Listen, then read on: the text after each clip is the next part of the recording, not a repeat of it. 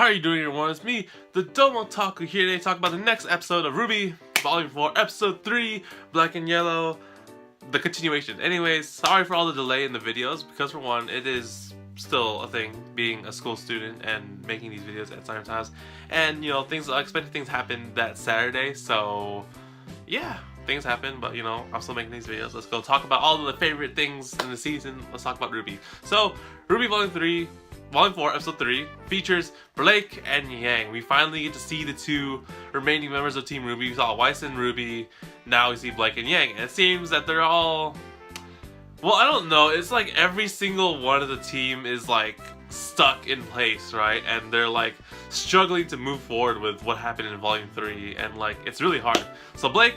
because going order of red, white, and black. Blake is on a ship to supposedly her hometown, and I don't know much about her hometown because Blake has not actually been the talkative type and revealed much about her hometown.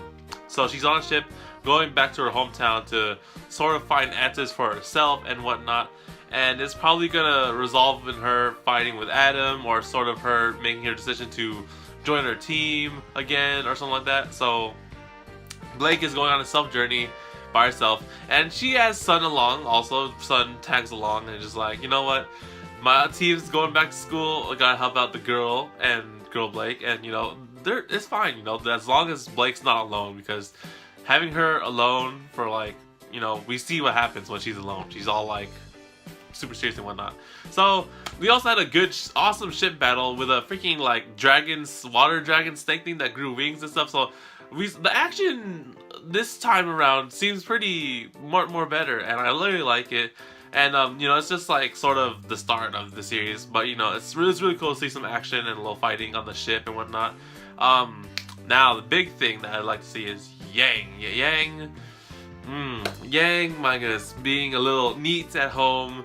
You know, after suffering loss of her arm, she's just like chilling at home, watching TV and doing stuff, right? You know, eventually Yang still has some like freaking PTSD, like flashbacks and stuff of her and Adam and whatnot. She can't really function correctly all the time. She drops like dishes and stuff. So yeah, you know, that was a mental scar on Yang. And then, so I knew this was coming, but I didn't really expect it so soon. So Yang's dad got her a robotic arm by the guy from Atlas, the cop dude, the Terminator guy, right?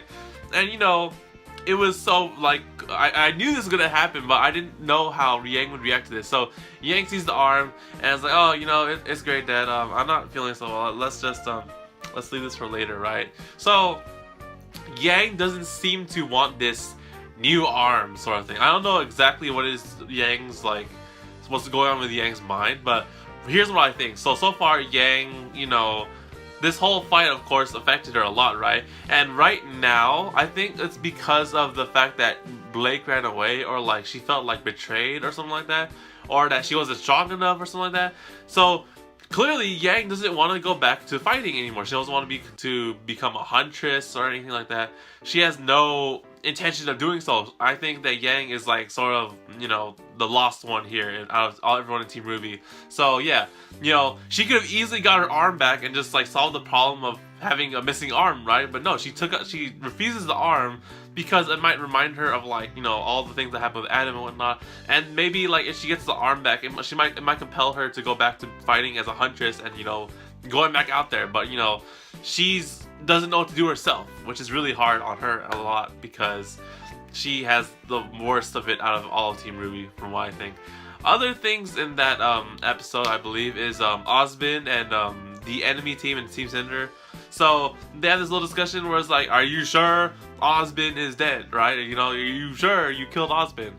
And Cinder is supposedly 100% sure that she killed Osbin, and that, you know, they're talking about like how they need to reinforce the Grim at Beacon because there's something over there, something that might turn the tide to this war. So I'm assuming that Professor Goodwitch, I forget her name, but yeah, I think that's her name. But she's still at Beacon fighting the good fight, maybe looking for Osbin, maybe trying to salvage what they had at Beacon. Another good question that I think is really in my mind right now is, where's Crow? So Crow helped out RWBY. They formed a team with John, and then Crow's just out there. You know, he's just gone. Like, where's Crow? What's he up to? So yeah, there's some other big questions here, but so far this episode, of course, focuses on Yang and RWBY, Yang and Blake, the members of Team RWBY. And now that we've seen where every single character stands after the events of Volume 3, I feel that we're gonna go and see a lot more progression towards the story and whatnot. So I can't wait to see where it goes from this time. And hopefully, you know, Yang and Blake can find the answers that they're looking for and eventually reassemble Team RWBY once again. Maybe Weiss can get out of her damn household and join her friends once again. So we'll see how that goes. Anyways, guys, that's it for this review. So we'll see you guys next time on the TheDomotaku Anime channel. Subscribe because next week we'll cover episode 4. Yeah, episode 4, I can count. And like the video if you enjoyed, and tell me what you guys think is gonna happen in this series. Do you think Yang is sort of like, you know, do you think I was spot on with like Yang sort of not wanting to become a huntress again or to fight? Or is it just the fact that, you know, like Blake betrayed her sort of thing? Like, what do you guys, leave your thoughts and comments about this episode and what's going on in this series in the comment section below, and we'll discuss about it. So anyways, guys, I'll see you guys on the next video on the TheDomotaku Anime channel. So take care, guys, matane, and see you later.